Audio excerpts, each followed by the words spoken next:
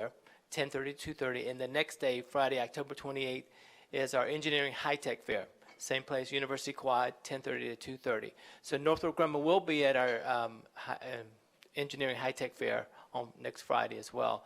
So I did bring some copies over here. Our speaker asked me about our Career Fair app.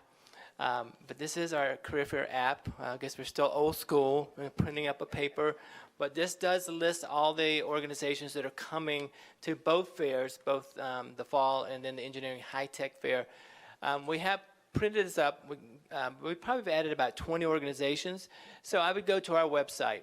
You'll see the Career Fair, and that's the most updated information on who's going to be there, majors, positions they're going to be looking for on there. So, but I did bring some copies with me for this as well. So I think we've got about, for our Engineering High-Tech Fair, about 135 organizations coming to that. And then for the Fall Career Fair, we've got about 115 on there. So we'll probably add a couple more between now and then as well.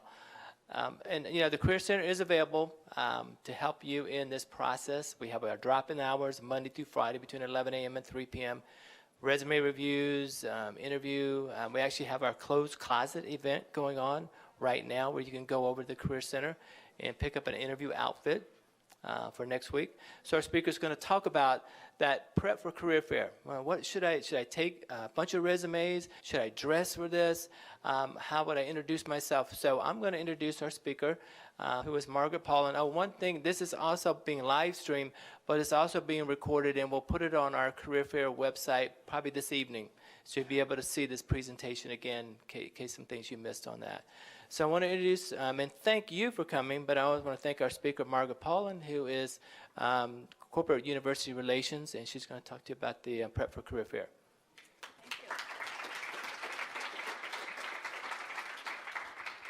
Okay, can you guys all hear me okay?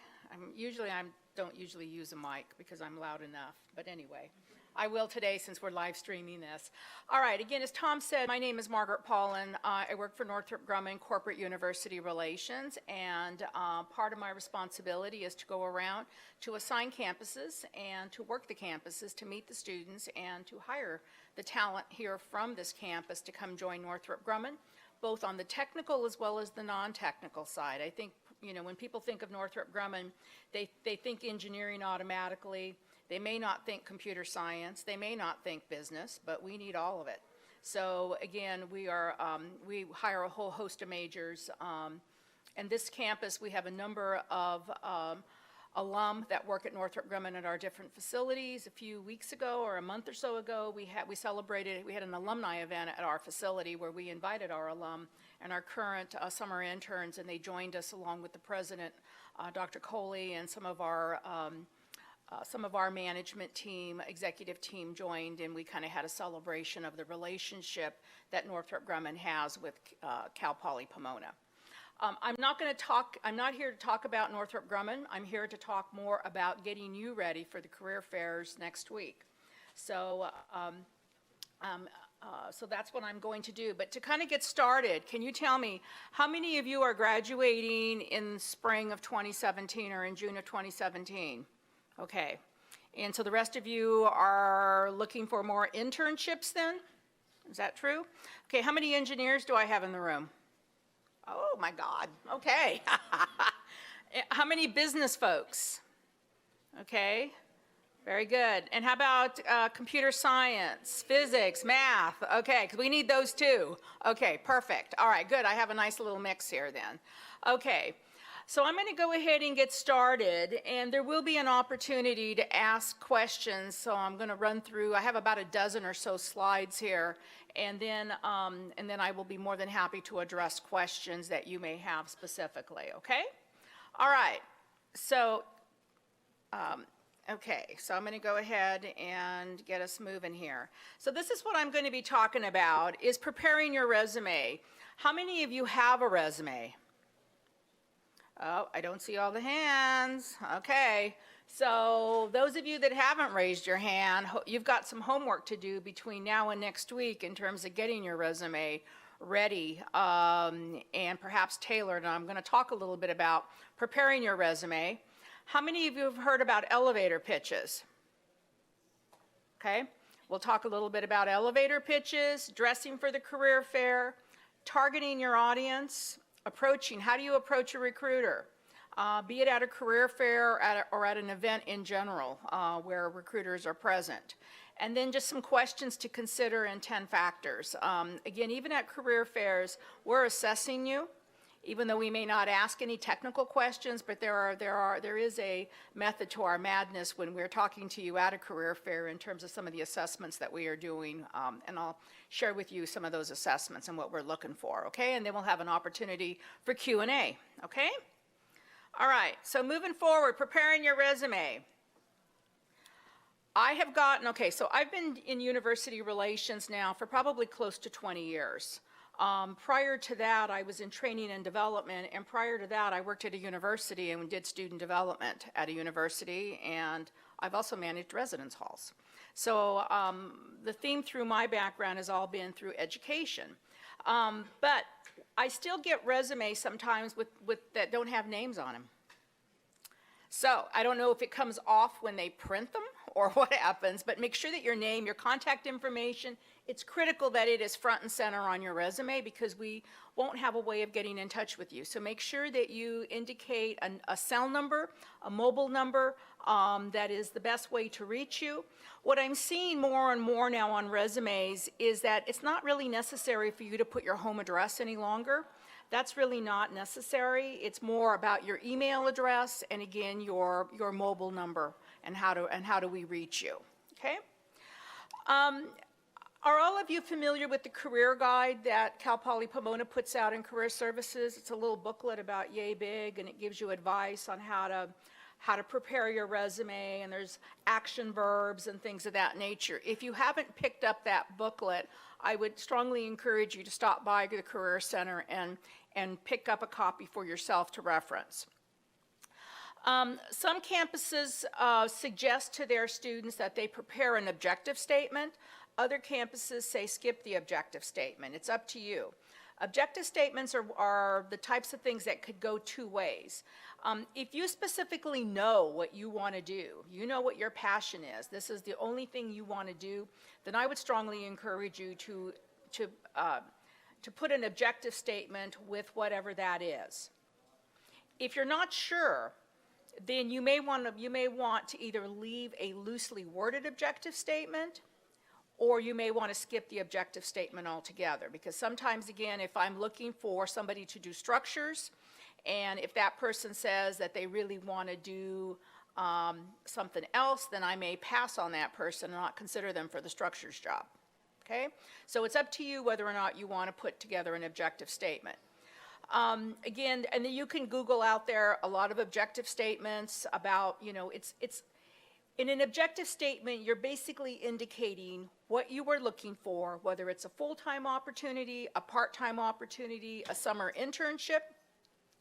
But you also want to weave in there, again, the discipline, and you also want to talk a little bit about what you bring to the table, okay?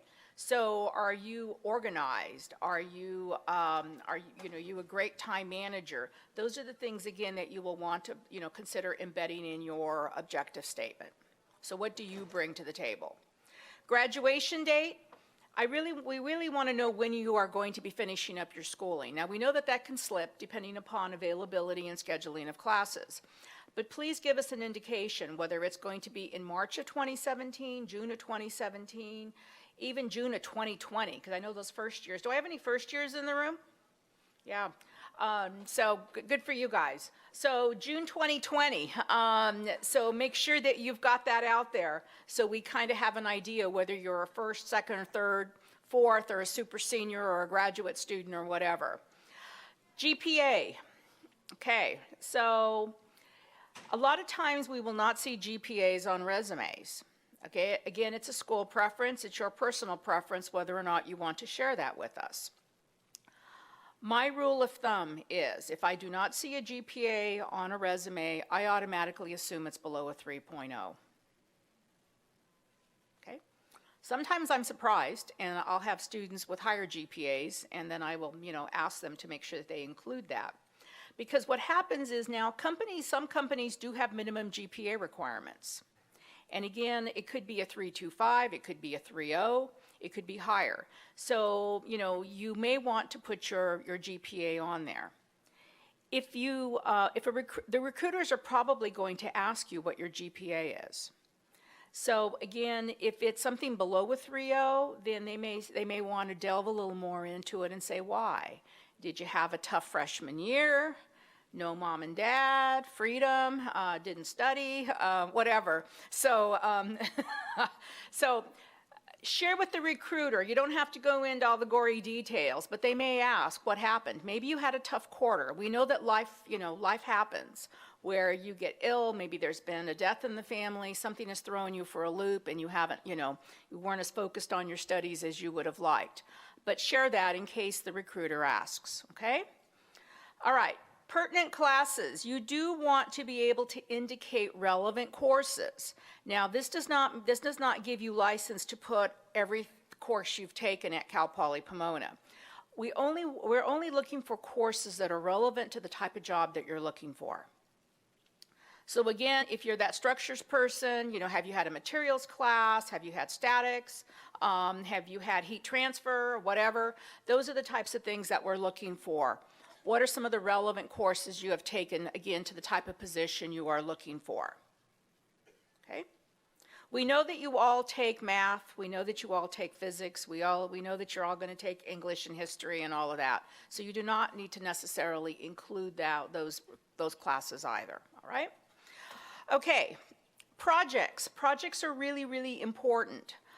Again, what you want to do is you do want to state what the project that you've worked on. Projects to us tell us that you play well with others, that you have been a team member, you know how to perform with a team.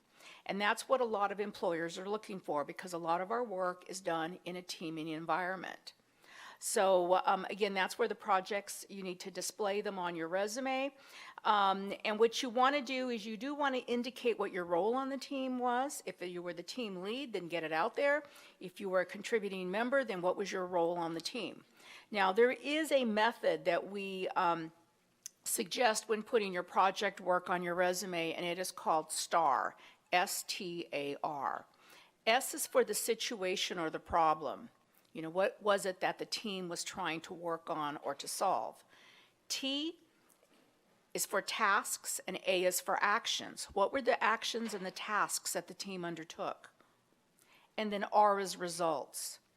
What were the results of the project? Did you accomplish it? Did you achieve efficiency? Did you lower cost? Those are the types of things that they're looking for, ideally quantifiable results. Okay, so keep in mind STAR. You can also use that method when addressing questions in an interview as well, because you will be asked about your project work in interviews as well. All right? Internships, whether they're paid or unpaid. Hopefully the internships you are seeking are all paid opportunities. So again, you do want to make sure that you list those. You do want to give a brief indication of what you've done, and then you can bullet out again, what were the responsibilities for your summer or for whenever you worked as an intern.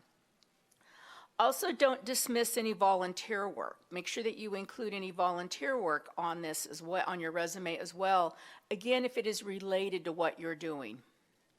Or maybe you've had a leadership role as a volunteer, then I would encourage you to certainly, include that on your resume. Technical skills, we do like to see, maybe we're looking for a particular computer language or a particular tool. So make sure that under relevant skills you are listing what you've taken, again, pertinent to that particular position. Scholarships, if you have any sort of awards or achievements, then you're going to want to indicate it on your resume along with any sort of student organizations that you belong to.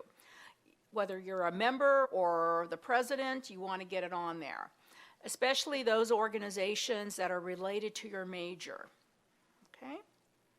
All right, and again, you do want to tailor your resume. You probably will want to have several versions. Now, I'm not saying that you need to create multiple versions in time for next week, but keep that in the back of your mind. You may want to have different versions depending upon the companies that you're approaching.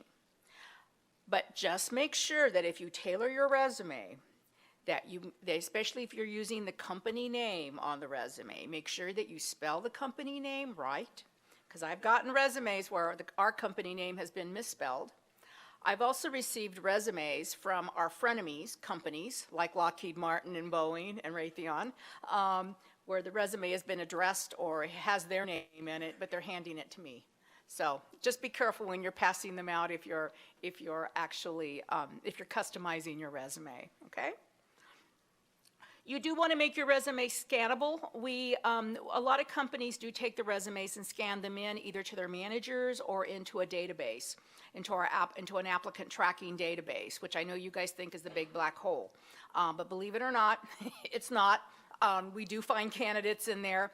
And again, you will want to make sure that you have keywords on your resume. Keywords are important. When recruiters go in and source, they can either put in Cal Poly Pomona, they can put in mechanical engineering, they can put in structures or stress analysis or C++, or whether they're looking for SAP or Oracle or any of that. You need to make sure that you have embedded in your resume keywords, because that is the way your resume is going to be identified and pulled up. And okay, again, don't get fancy. You can use simple bullets, no underlining. I would minimize the bolding as much as you can. As undergraduates, I would strongly advise you to keep your resume to one page and one page only. If you're a graduate student, then you may be able to go on and you can go on and do 2 pages, especially if you've had publications or things of that nature. No staples. Make sure your name, if you do have a 2-page resume, make sure that you put your name on both pages, because sometimes they will get separated when we're collecting resumes. So do make sure that you have your resume either in the footer or wherever, so we can make sure that we get it married up. Okay? No dark colors. I've gotten resumes on pink paper. I've had resumes on perfumed paper. I've had resumes on sparkly paper. All kinds of things. So it just needs to be on something, you don't have to spend a lot of money on paper, but just something that is nice, that again is not going to break the bank, but a nice weight paper where you're printing your resume, ideally in black ink. Okay? No need to go color. Please no photos either. I don't need to know whether you're married or single or what you weigh or any of that.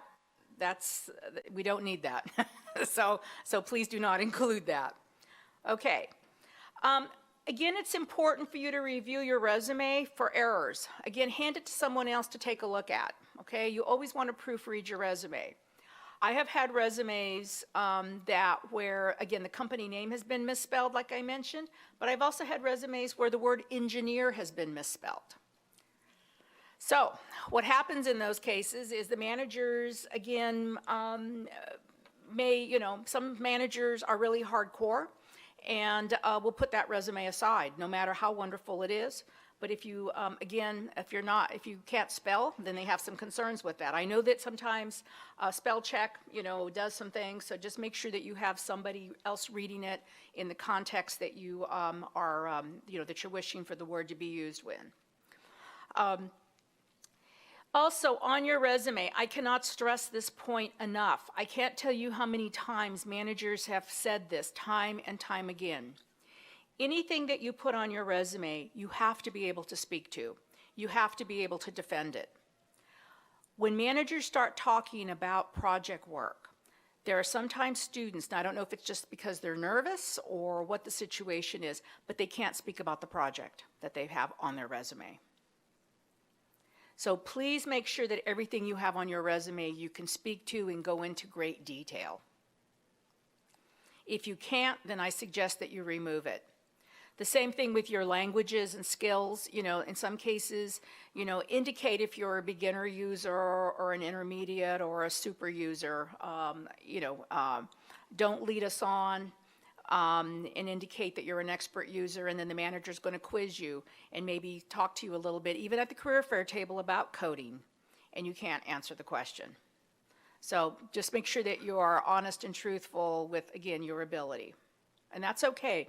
We know that a lot of you are still learning, and that's, that's why we're here, because a company like us and other companies, we want to bring you in and train you as well. Okay? All right, and make sure that you have ample copies. Sometimes at the end of the day, again, we'll have students coming by and saying, oh, I ran out of my resume. All right, well, missed opportunity, right? So make sure that you have ample copies of your resume with you, please.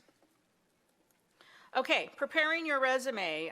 What if a company isn't accepting hard copies? You're going to hear that at the career fair, where some companies will not be accepting resumes. Don't be put off by that. A lot of it has to do with compliance, where they're going to drive you to their website to apply online for compliance purposes. But again, it's still good for you to create a resume. Don't use that as an excuse not to have a resume available. Again, coming to the career fair, even though they may not accept it, it still gives you a tool, something to hold in your hand and reference when you're talking to that recruiter. Okay? So make sure that that you've got it, even though you may hear, sorry, you'll have to go online and upload your resume online. Also, if you've developed one resume, it's always easier to be able to tailor that resume. And again, you're going to apply online, and again, they're going to ask you to upload your resume. So it's always easier to tailor your resume or to customize your resume once you've at least got a base. Okay? And you really should be looking at updating your resume on a quarterly basis in terms of adding relevant courses, relevant projects, GPA, because it's all going up, right? So those are the kinds of things that you want to make sure that you get updated on your resume. Elevator pitch. Okay, so this is information that really you can use anywhere, even when you're being introduced to someone, even outside of a career fair, and maybe ideally in the elevator. Okay, so what an elevator pitch is all about, it's basically your commercial. It's who you are and what you're looking for. So again, at a career fair, you come up, students come up to the table, right, or to the booth. And again, you've got your pitch that you're giving the recruiter as you're shaking hands. So again, this is something that you have to commit to memory. You want to practice it, and you want to practice it out loud in the mirror with other people. I know that might sound kind of funny, but you really need to get it down so you're not stumbling over your pitch. Again, your elevator pitch should probably be no more than 30 seconds. And I have a sample pitch that I'll share with you here for you to fill in the blanks. You want it to sound naturally, not rehearsed. And again, it shouldn't be any more than probably 8 sentences, even if that. So it's something that's quick, that again is a commercial about you and what you are looking for and your introduction to that company. Okay, so again, not all of you raised your hand when I asked if you had an elevator pitch. You need to get one developed and get it rehearsed and get it ready for next week. So, the elevator pitch, the contents, who you are, your name, again, you want something that differentiates you from your peers. Maybe that's your major, maybe it's a degree, maybe it's a project, maybe it's a specific internship, you're an athlete, you're a veteran. Those are the types of things that you want to be able to embed in your elevator pitch. Your specific career goal, your career interest, and why you're qualified for that job. Why should I hire you over him, or vice versa? Okay? So this is kind of a fill in the blanks that I thought might be helpful. This actually came from another university, from Kent State, so I thought it was a great little way to kind of help you in developing your pitch. So, hello, my name is, fill in the blank. I am completing a fill in the blank degree at Cal Poly Pomona. If you have a minor, then you can include the minor. I'm interested in a position with your company as a stress analyst or as a software engineer, whatever, or a software intern. And then you're going to speak to what you've been involved with and the skills that you've developed that are relevant to that particular position. Okay? And that you've discovered that you really enjoy this area. And then you kind of close the pitch with, can you tell me more about, I understand that your company is looking for interns in computer science or in software or in business as a finance analyst. Can you tell me more about those positions? So that's all it is. So hopefully it's something easy for you to develop and to have ready for next week, okay?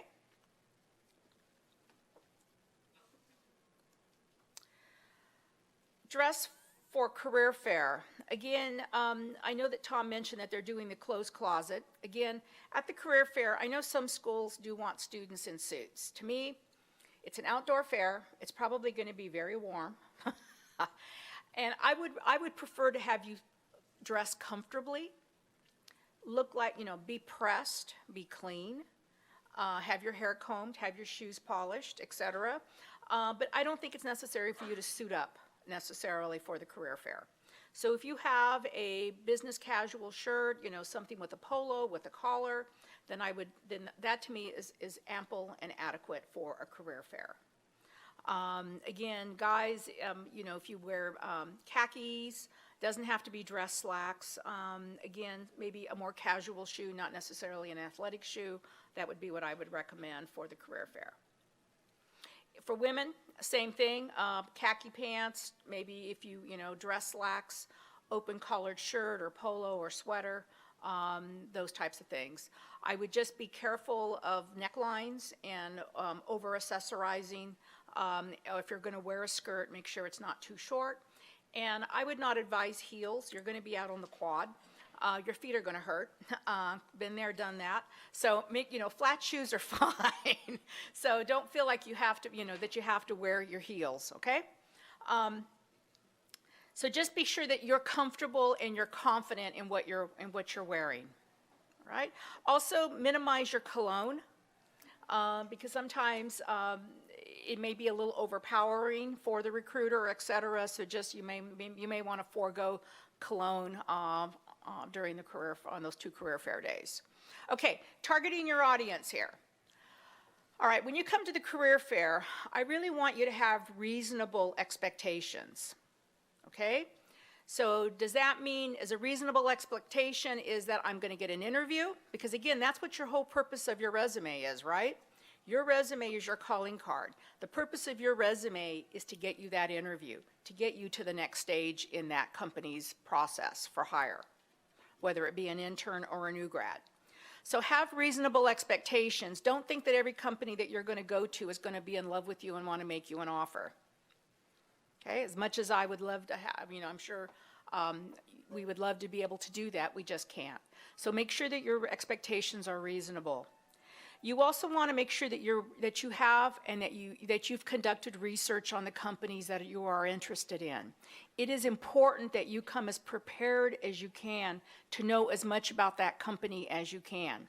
And if that's talking with neighbors that might work at the company or just drilling down on their website, then I would highly recommend that you do that and spend some time doing that type of homework. If you can come to the table already knowing about the project work that we do, generally, you're not going to know, for us, you're not going to know about the classified stuff, but you will. There's a lot of stuff out there, generally speaking, that you'll be able to learn about by just trolling our website. Look at the careers that we have for both experienced and for interns and get some thoughts and ideas around that as well. That's all part of being prepared. If you want to, again, you can focus your resume around those particular job at that company or jobs in that particular industry. Given the fact that you're going to have 115 to 130 employers here over late next week, there is no way you're going to be able to visit every single booth, right? That's just crazy. So again, you're going to need to look at the career website or look at the Career Chronicle that Tom had indicated, and see who are the employers coming. What are they looking for? Do they align with your majors? Do they align with your interest? Go in, and if they do, then go in and do a little more homework on their website. You're going to need to rank order who are the employers you want to visit.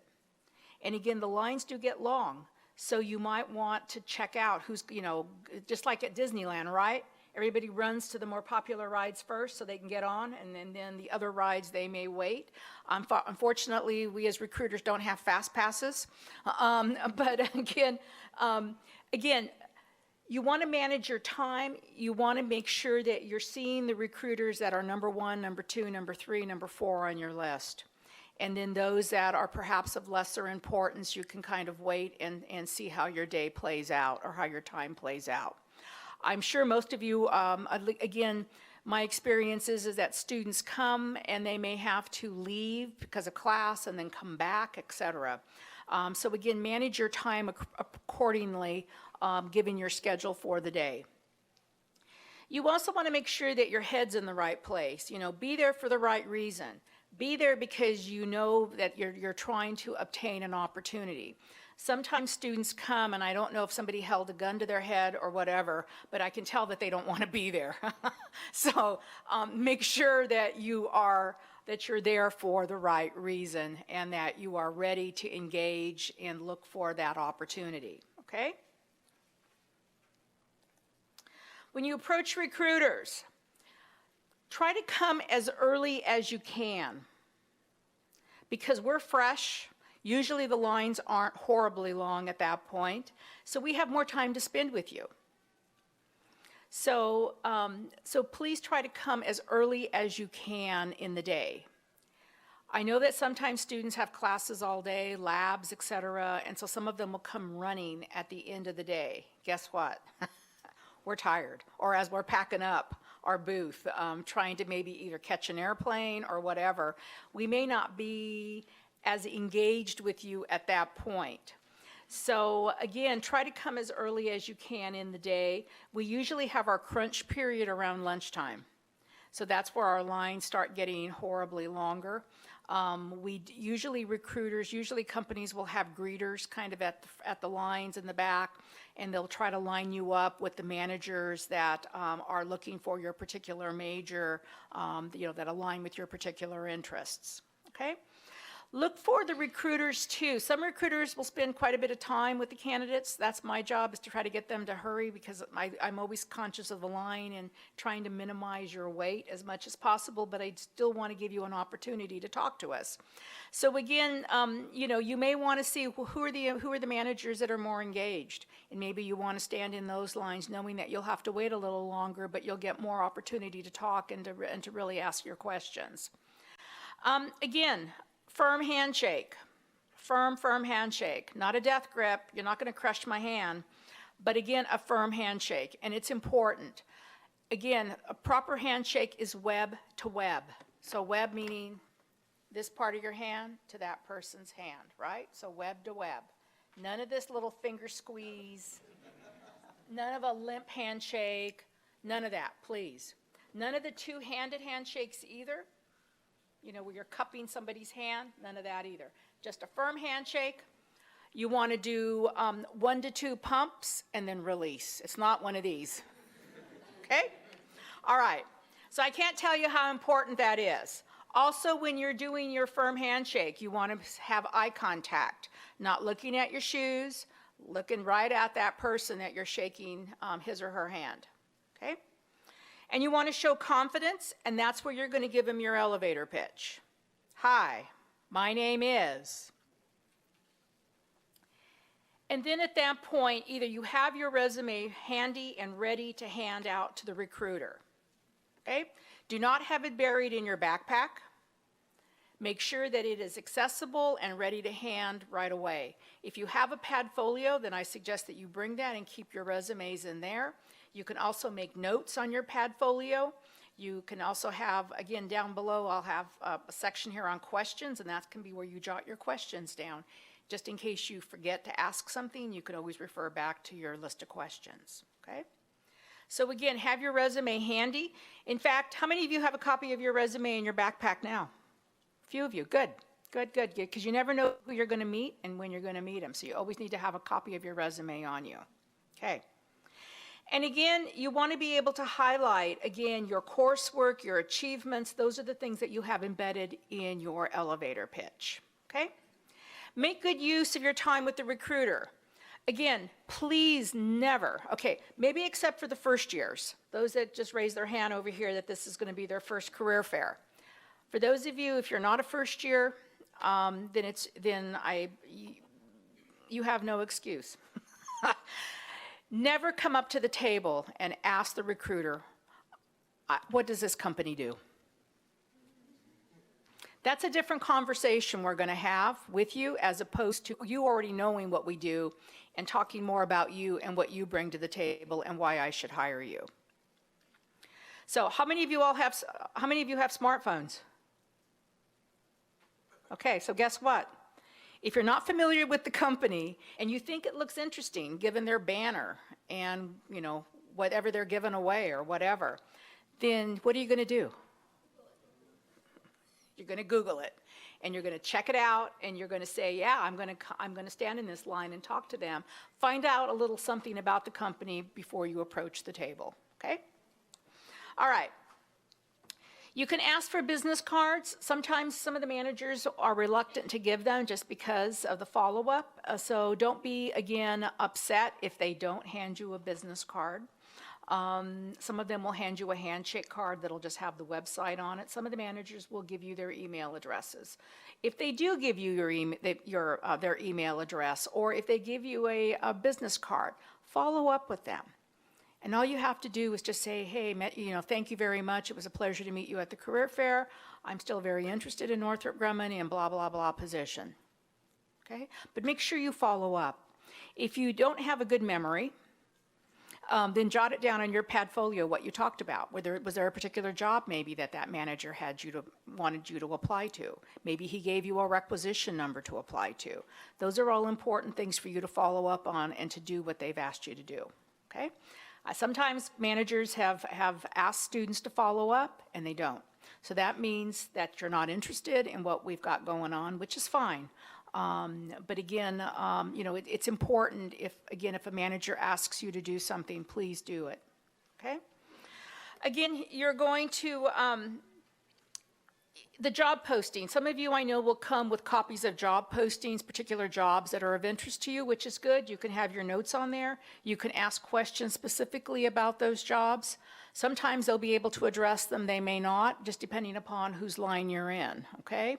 So again, you might want to ask, hey, is there a mechanical engineering manager here? Or is there an electrical engineering manager here? Or is there a business manager here? Or a supply chain manager? So they will be, they'll be able to give you perhaps more specifics if there's a particular job, the particular job aligns in those areas. Questions.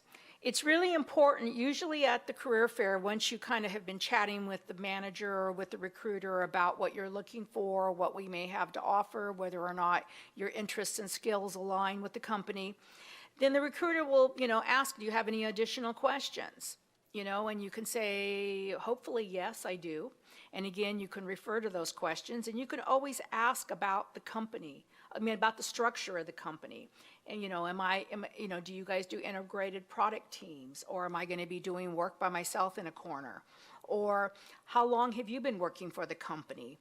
What do you enjoy about the company? What are the opportunities for training? How will I be developed? Those are all fair questions to ask at the table.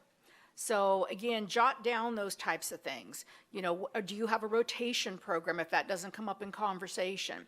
So make sure that you do have some questions prepared when you approach the manager or the recruiter, okay? You do want to be polite. You want to thank them for his or her time. And again, you're going to want to do perhaps another handshake to say thank you. You always want to be courteous, you want to be professional, and you want to be prepared. Here's some questions that you could get asked at the career fair even. What are your qualities? Why should I hire you? What would your references say about you? One of my favorite questions when I interview candidates, if I talk to your best friend, how would your best friend describe you using 3 adjectives? What 3 adjectives would they use? Or, if you were a superhero, what superhero would you be and why? Okay. How did you get your summer job? What type of position are you interested in? Can you work under pressure? How do you handle deadlines? Those types of things. So here's just some things to think about, okay?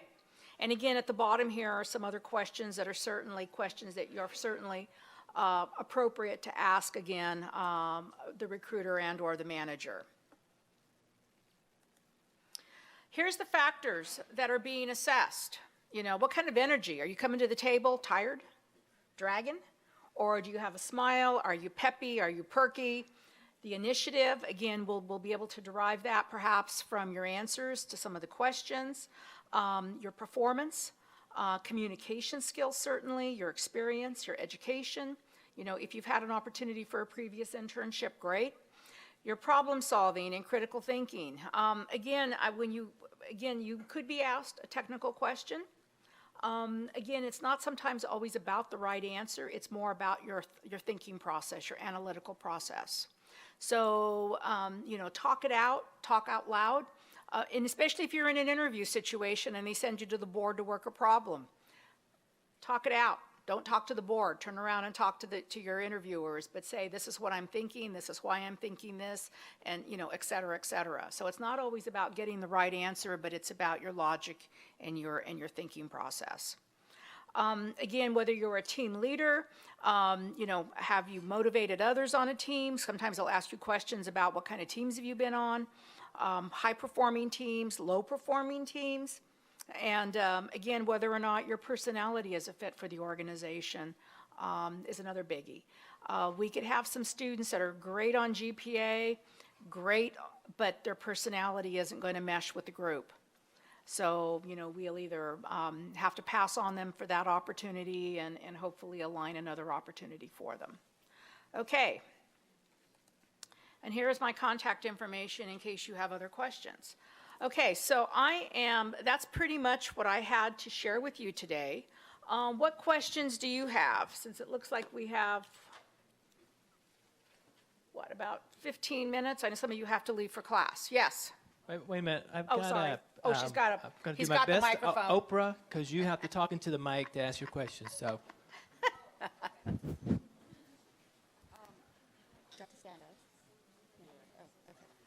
Going back to what you were saying about the scannable and the ATS, Yes. I read online somewhere about watermarks don't have a watermark, and then when I looked at resume paper and I used resume paper, they all They all have watermarks? Yeah, is that going to affect it? I haven't seen where that has affected it, at least with our system, Okay. okay? And then my next question was with the GPA. I noticed on the Northrop Grumman website, it said for a lot of positions like a 3.7. That's preferred. Right, so how, I mean, it's kind of off-putting when you're Yeah. not quite a Yeah. 3.7. That's preferred. Basic, the minimum GPA for us for a lot of our positions is a 3.25, okay? But preferred is a 3.7. I know that's tough, I know, but that's why it's preferred. Again, when you apply to positions, you need to make sure that you meet the basic qualifications. Preferred is nice, but not necessary. It's really, you need to meet the basic qualifications. And again, there are some things, some exemptions that we might be able to use if you've had previous work history, have worked for one of our frenemy companies perhaps. Maybe you've been a leader of an organization, have a security clearance, those types of things are some other ways. No, we'll look at them, you know, we're trying to look at the whole person. But again, you know, everybody's a little different, but just, there are some minimums though, and you need to be aware of those, okay?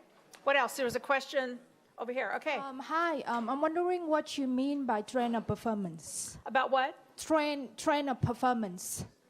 Like at the 10 factors. The number 2, yeah. Yeah, the trained performance. Yeah, number 2. Yeah. Which, trend of performance, okay. So trend of performance would mean if, you know, are you getting internships? Is that company bringing you back? Or, you know, or are you hopping around in a lot of jobs? So, and it could be that you want experience in all those other opportunities. It doesn't mean necessarily that the company doesn't want you back. But we want, you know, everybody wants a performer. So again, usually when you're invited back to come back to a company, then that means that that you've done well. Okay? What else? Over here, right here, okay? Hi, what are your thoughts on adding work experience that might not be related to engineering, but might have like soft skills or leadership or anything? If you have room on your resume, absolutely. That's important. Again, even during the summer, you may have a summer opportunity, maybe it's with, with a fast food or Starbucks or whatever. That to me is still important, especially if you're juggling a job and going to school. That tells me perhaps time management skills are important, that you have those time management skills. Customer service is also another indicator. So you can certainly include those types of opportunities on your resume, again, providing that you have the space. Okay? How important would the cover letter be, and should we include a personalized cover letter? Nope. I personally, at a career fair, we won't have time to look at your cover letter. Usually cover letters you can use more if you're going to apply online. And a cover letter, again, you need to make sure that the cover letter is extremely well written. There are no spelling errors, no grammar errors, because I have seen cover letters tank people in the process. So I would advise that you really focus your energies more on your resume to make sure that it accurately reflects you and what you're looking for as opposed to the cover letter. Unless the company is asking for a cover letter, but we don't typically request cover letters. Okay? Hi, I'm Hi. Henry. Yes, so some of us are freshmen or new transfers, so we're Yes. still working on our major courses. Yes. So of course we can specify it on our resume. But is there any chance we can talk to you and say, oh, we will be taking those courses and then we get ready for you by the time? You can identify on your resume if you know what you're going to take next quarter, spring quarter, but just make sure that you qualify it, spring 2017, winter Got it. 2017, this is what you intend to take. But you can certainly include that, absolutely. Sure, thank you.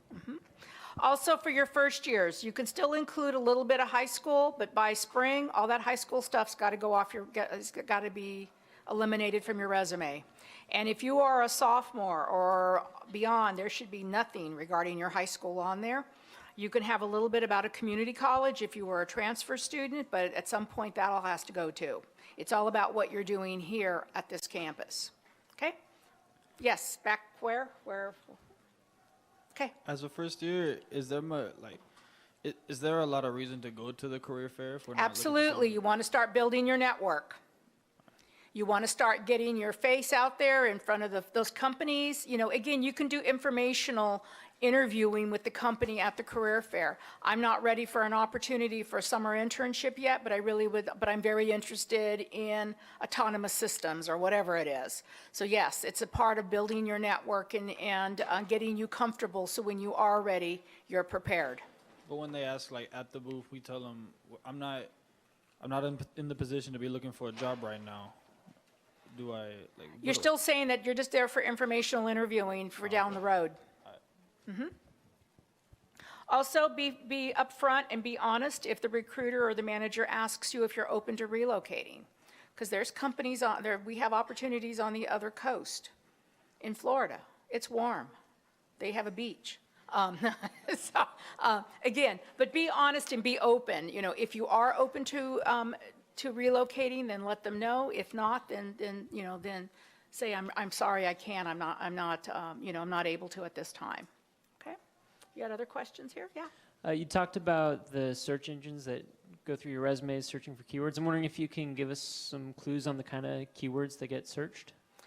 Stress analysis, structures, a lot of the programming languages. It'll vary. I mean, like SAP, like if you're a business major, Oracle, ERP, supply chain. I mean, there's just usually if you look at the position description, you're going to see the keywords there. And you're going to want to make sure that those are embedded. Like if you're into, chip design, VLSI, FPGA, whatever. Those are the types of things that you're going to want to make sure that you get embedded in your resume. Okay? Yes. Hi, Margaret. Hi. I have a question regarding projects. If we do a lot of freelance work, and would you consider one project of freelance work as a project itself, or would you consider that something else when you are addressing it in a resume? It depends upon how robust that project is, I suppose. I mean, it's more important, again, are you working with other team members or is it just you? Okay. So I think it will depend upon the project. It could be a series of smaller projects, but what we're trying to get at is, again, you know, are you used to working with other people? Because just like you guys all have, right? You guys have all been on teams in your classes, right?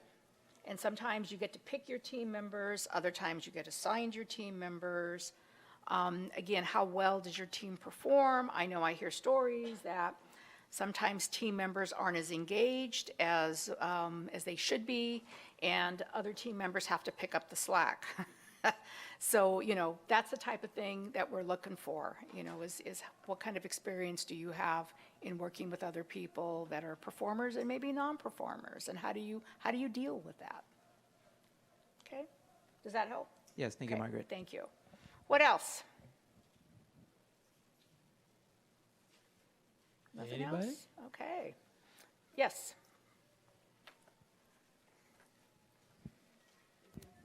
When you talk to someone, do you say just their name? Oh, I'm sorry. Do you just say their name, or do you say, like, thank you, Mr. or Mrs. or? You can just say their name. Just If their name? if they have Okay. their name tag, they may not have a name tag on. But yeah, no, it's more about you, hi, my name is, and, Okay. All right, thank you. okay, and if they have a name tag, certainly use their first name. Mhm. Yeah. An offer?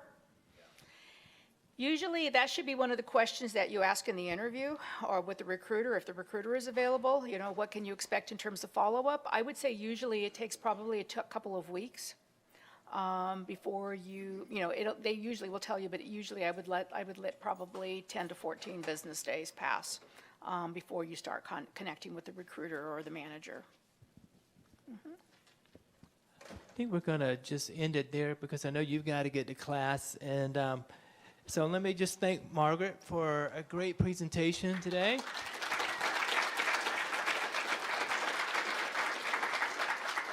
Hopefully, it's what you guys were looking for in terms of things to get you prepared for next week. So good luck next week, okay? Have fun with it, I but be think prepared. She'll be around for a couple minutes. Yeah, I I think. will be, so. Yeah.